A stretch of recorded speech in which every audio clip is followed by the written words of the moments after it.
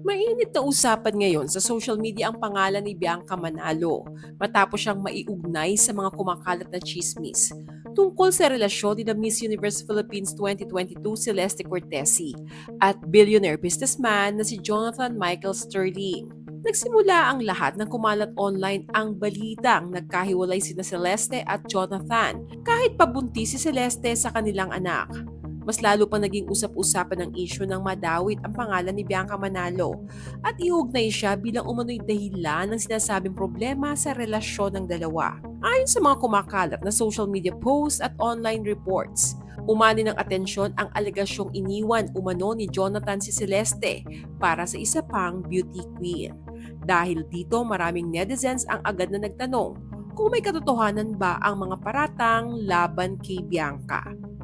Ngunit habang mabilis na kumalat ang mga espekulasyon, wala namang opisyal na kumpirmasyon na nagkaroon nga ng hiwalayan sa pagitan ni na Celeste at Jonathan.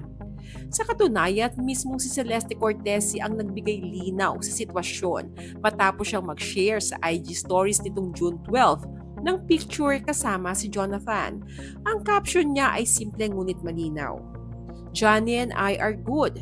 Our focus remains on caring for our child, Sergio, and supporting our family. I believe some situations call for greater consideration and respect, especially when a child and family are already involved. Our priority is our family, and that is where our time, energy, and attention will remain. With that said, people can now relax and focus on their own lives instead. Thank you. Si Jonathan Michael Sterling ay isang British software developer, bilyonaryong negosyante at serial technology entrepreneur. Siya ay nakabase sa Dubai at Pilipinas. At bukod sa kanyang mga negosyo at philanthropy works, sikat din siya sa kanyang mga high-profile na relasyon na kadalasang laman ng media. Kasunod nito, nagsalita na rin ang Sparkle GMA Artist Center, ang talent management agency ni Bianca Manalo.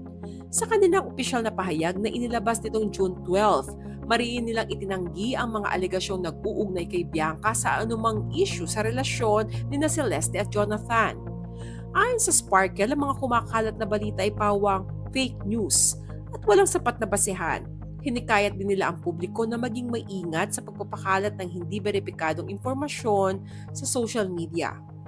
Gayunpaman, hindi ito ang unang pagkakataon na nasangkot si Bianca Manalo sa isang kontrobersyang may kaugnayan sa mga alegasyon tungkol sa relasyon. Noong December 2023, naging laman din siya ng mga balita matapos kumalat online ang screenshots na umano'y private messages niya sa kanyang co-star na si Rob Gomez na nagpapahiwatig na lihim silang nakikita ni Rob sa likod ng noon ay boyfriend niyang si Senator Win Gatchalian. Dahil sa mga lumabas na screenshots, maraming netizens noon ang nagbigay ng iba't ibang interpretasyon hinggil sa pagkatao ni Bianca, sangkot ang pakikipag-ugnayan sa lalaki. Ngunit agad itong pinabulaanan ni Bianca. Ayon sa kanya, magkaibigan at magkatrabaho lamang sila ni Rob Gomez. Ipanaliwanag din niya ang kanilang planong pagkikita ay may kinalaman lamang sa isang Christmas gift na ibibigay ni Rob sa kanya bago siya bumiyahe papuntang Japan.